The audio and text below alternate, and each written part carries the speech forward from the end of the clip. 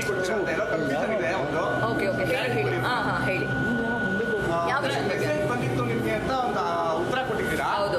So ಅಂದ್ರೆ ಬಂದಿತ್ತಾ ಹೇಗೆ ಅದು ಏನಾದ್ರು ಪ್ರೂಫ್? ಹೌದು ಬಂದಿತ್ತು ನನ್ನ ಬ್ಲಾಕ್ ಲಿಸ್ಟಲ್ಲಿ ಗೌತಮ್ _KS 1919 ಅನ್ನೋ ಅಕೌಂಟು ಇತ್ತು.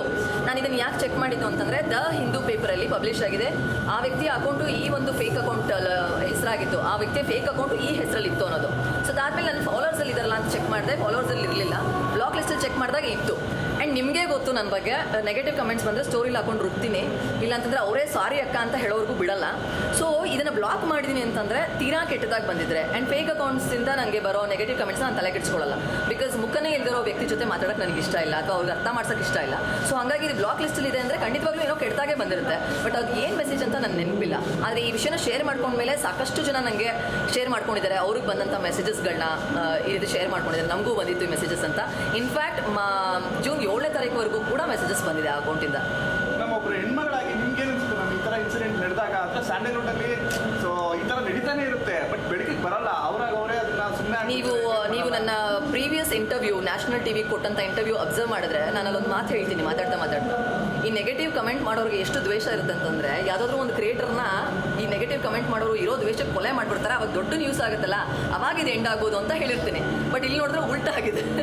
ಸೊ ಉಲ್ಟಾ ಆಗಿದೆ ಇನ್ ದ ಸೆನ್ಸ್ ಈ ರೀತಿ ಒಂದು ಆಗೋಗಿದೆ.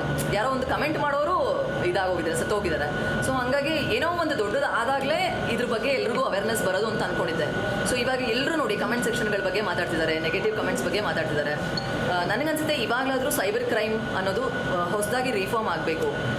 ಈ ಕಮೆಂಟ್ ಮಾಡೋ ಅಂಥವ್ರಿಗೆ ಒಂದು 3 ತಿಂಗಳು ಜೈಲು ಅನ್ನೋದು ಶಿಕ್ಷೆ ಆದರೆ ಖಂಡಿತವಾಗ್ಲೂ ಎಲ್ಲರೂ ಹೆದರ್ಕೊತಾರೆ. ಆ್ಯಂಡ್ ಈ ಇನ್ಸ್ಟಾಗ್ರಾಮ್ ಅವರು ಅಷ್ಟೇ, ಯೂಸರ್ಸ್ ನಮ್ಗೆ ಜಾಸ್ತಿ ಆಗಲಿ ಅಂತ ಅನ್ನೋದ್ರ ಬಗ್ಗೆ ಕಾನ್ಸಂಟ್ರೇಟ್ ಮಾಡೋದು ಬಿಟ್ಟು ಎಲ್ಲ ಯೂಸರ್ಸ್ಗೂ ಆಧಾರ್ ಕಾರ್ಡ್ ಲಿಂಕ್ ಆದರೆ ಯಾವನು ಕಮೆಂಟ್ ಮಾಡೋದು.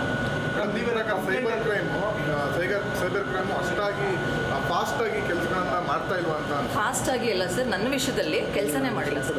ನನ್ನ ವಿಷಯದಲ್ಲಿ ಫಾಸ್ಟಾಗಿ ಅಂತ ನಾನು ಹೇಳ್ತಾ ಇದ್ದೇನೆ, ಕೆಲಸನೇ ಮಾಡಿಲ್ಲ. ಯಾಕೆಂದರೆ ಮಾರ್ಚ್ 13ನೇ ತಾರೀಕು ನಾನು ಒಂದು ಮಹಿಳೆ ಮೇಲೆ ಆಲ್ಮೋಸ್ಟ್ ನನ್ನ ಒಂದು ಲೈಫ್ನ ಪರ್ಸ್ನಲ್ ಇಶ್ಯೂಸ್ ಬಗ್ಗೆ ಎಲ್ಲ ಪ್ಯಾರಾಗ್ರಾಫ್ ಗಟ್ಟಲೆ ಕಮೆಂಟ್ ಸೆಕ್ಷನಲ್ಲಿ ಬರ್ತಾರೆ. ನಾನು ಲೈವ್ ಬರ್ತೀನಿ ಬನ್ನಿ ಅಂತ ಅವ್ರು ಬರಲ್ಲ. ಸೊ ಹಿಂಗಾದಾಗ ನಾನು FIR ಫೈಲ್ ಮಾಡಿದೆ ಸರ್. ನನ್ನ ಲಾಯರ್ ಕನ್ಸಲ್ಟೇಷನಿಂದ ಮಾರ್ಚ್ 13ನೇ ತಾರೀಕು ಬಸವೇಶ್ವರನಗರ ಪೊಲೀಸ್ ಸ್ಟೇಷನಲ್ಲಿ FIR ಮಾಡಿದ್ದೀನಿ. FIR ಮಾಡಿ 13 ದಿನ ಫಾಲೋ ಅಪ್ ಮಾಡ್ತೀನಿ, ಯಾವುದೇ ರೀತಿಯ ಆ್ಯಕ್ಷನ್ ಇಲ್ಲ ಸರ್ ಸ್ಟೇಷನಿಂದ.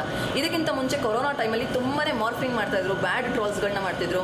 25 ಜನ ಇನ್ಫ್ಲೂಯೆನ್ಸರ್ ಸೇರಿ ರಿಟರ್ನ್ ಕಂಪ್ಲೇಂಟ್ ಬರೆದು ಅವರು ಮಾಡಿದ್ದಂಥ ಒಂದು ಕೆಟ್ಟ ಎಡಿಟ್ ಮತ್ತು ಮಾರ್ಫಿಂಗ್ ಇಮೇಜಸ್ ಏನಿದೆ ಅದನ್ನೆಲ್ಲ CD ಹಾಕಿ ಪೆನ್ ಡ್ರೈವಲ್ಲಿ ಹಾಕಿ ಪ್ರೂಫ್ ಸಮೇತ ಕಂಪ್ಲೇಂಟ್ ಕೊಟ್ಟಿದ್ದೀವಿ. DCP ಅವ್ರನ್ನ ಮೀಟ್ ಮಾಡಿದ್ದೀವಿ. ಯಾವುದೇ ರೀತಿಯ ಆ್ಯಕ್ಷನ್ ಇಲ್ಲ ಸರ್. ಇದಕ್ಕೆ ಅಂತ್ಯ ಸಿಗಬೇಕಂದ್ರೆ ನಿಮ್ಮ ಪ್ರಕಾರ ಏನು ಮಾಡ್ಬೋದು? ಅಂತ್ಯ ಸಿಗಬೇಕು ಅಂತಂದರೆ ನೀವು ಆ್ಯಕ್ಷನ್ ತೊಗೊಳ್ಳಿಲ್ಲ ಅಂತಂದರೆ ಈ ರೀತಿಯ ಒಂದು ಕೃತ್ಯಗಳು ಜಾಸ್ತಿ ಆಗ್ತಿರುತ್ತೆ. ಸೊ ನಾನು ಸೈಬರ್ ಕ್ರೈಮ್ಗೆ ಏನು ರಿಕ್ವೆಸ್ಟ್ ಮಾಡ್ಕೋತೀನಿ ಅಂತಂದರೆ, ನೀವು ಇಗ್ನೋರ್ ಮಾಡ್ಬೋದು, ಬಿಡಿ ಇದೆಲ್ಲ ಏನು ಕಂಪ್ಲೇಂಟು ಅಂತ PT ಕೇಸ್ ಥರ ಅದನ್ನು ಟ್ರೀಟ್ ಮಾಡಬಾರ್ದು. ಒಂದು ಕಮೆಂಟು ಒಂದು ಜೀವನ ತೆಗೆಯುವಷ್ಟು ಶಕ್ತಿ ಇದೆ ಒಂದು ನೆಗೆಟಿವ್ ಕಮೆಂಟ್ಗೆ. ನಿಮಗೂ ಗೊತ್ತಿದೆ, ಬೇರೆ ಕಡೆಯ ಕ್ರಿಯೇಟರ್ಸ್ ಎಷ್ಟೊಂದು ಜನ ಒಂದು ಕಮೆಂಟ್ಗೆ ಸೂಸೈಡ್ ಮಾಡ್ಕೊಂಡು ಸತ್ತೋಗಿರೋದಿದೆ. ಸೊ ಹಾಗಾಗಿ ದಯವಿಟ್ಟು ಇದ್ರ ಬಗ್ಗೆ ಕಾನ್ಸಂಟ್ರೇಷನ್ ಇಟ್ಟು ವರ್ಕ್ ಮಾಡಬೇಕು. ಆ್ಯಂಡ್ ಒಂದಷ್ಟು ದಿನ ಜೈಲು ಅಂತಾದರೆ ಯಾರೂ ಕಮೆಂಟ್ ಮಾಡಲ್ಲ. ಆ್ಯಂಡ್ ಕಮೆಂಟ್ ಮಾಡಿದವ್ರಿಗೆ ಈ ರೀತಿ ಶಿಕ್ಷೆ ಆಗಿದೆ ಅನ್ನೋ ಒಂದು ವಿಡಿಯೋ ವೈರಲ್ ಆದರೆ ಬೇರೆಯವ್ರು ಯಾರೇ ಫೇಕ್ ಅಕೌಂಟ್ ಕ್ರಿಯೇಟ್ ಮಾಡಿಕೊಂಡು ಕಮೆಂಟ್ ಮಾಡೋದನ್ನು ನಿಲ್ಲಿಸ್ತಾರೆ.